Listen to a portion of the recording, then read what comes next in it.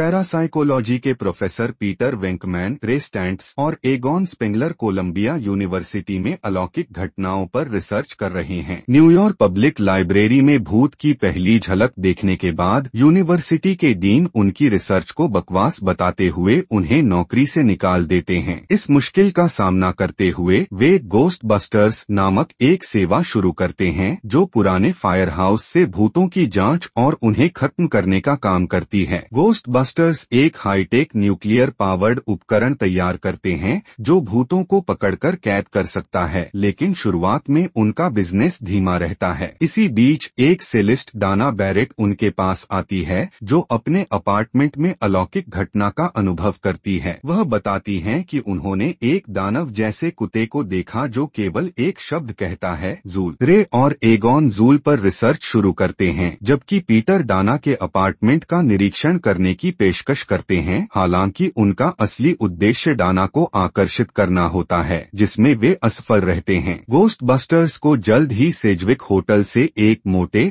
और लालची भूत को हटाने के लिए काम पर रखा जाता है, लेकिन उपकरण की ठीक से टेस्टिंग न होने के कारण एगॉन ग्रुप को चेतावनी देते हैं कि उनके प्रोटॉन पैक की एनर्जी स्ट्रीम्स को कभी भी क्रॉस न करें, क्योंकि यह एक भयानक विस्फोट का कारण बन सकता है। भूत को सफलतापूर्वक पकड़कर वे इसे अपने फायर हाउस के नीचे बनाए गए एक विशेष कंटेनर में कैद कर लेते हैं। धीरे धीरे शहर में अलौकिक गतिविधियां तेजी से बढ़ने लगती हैं और गोस्ट बस्टर्स अपनी सफलता के कारण मशहूर हो जाते हैं। डिमांड बढ़ने पर वे एक चौथे सदस्य विंस्टन को भी टीम में शामिल करते हैं। इसी दौरान एनवायरमेंटल प्रोटेक्शन एजेंसी के इंस्पेक्टर वाल्टर पेक उनके उपकरणों की जांच करना चाहते हैं, लेकिन पीटर उन्हें टाल देते हैं। एगॉन चेतावनी देते हैं कि कंटेनमेंट यूनिट अपनी पूरी क्षमता तक पहुंचने वाली है और शहर में अलौकिक ऊर्जा बढ़ रही है। पीटर डाना से मिलते हैं और बताते हैं कि जूल एक डेमीगॉड था जिसे गोजर द गोजेरियन के नौकर के रूप में पूजा जाता था। गोजर एक रूप बदलने वाला विनाशकारी देवता है। जब डाना घर लौटती हैं, तो जूल उन्हें अपने कब्जे में ले लेता है। इसी दौरान उनके पड़ोसी लुइस टुली भी एक समान दानव आत्मा द्वारा प्रभावित हो जाते हैं। पीटर को डाना जूल मिलती हैं, जो खुद को गेटकीपर बताती हैं। पुलिस लुइस विंच क्लॉर्थो को एगॉन के पास लाती है, जो खुद को की मास्टर कहता है। गोस्ट बस्टर्स दोनों को अलग रखने का फैसला करते हैं। इस बीच एक अधिकारियों और शहर के कर्मचारियों के साथ लौटे हैं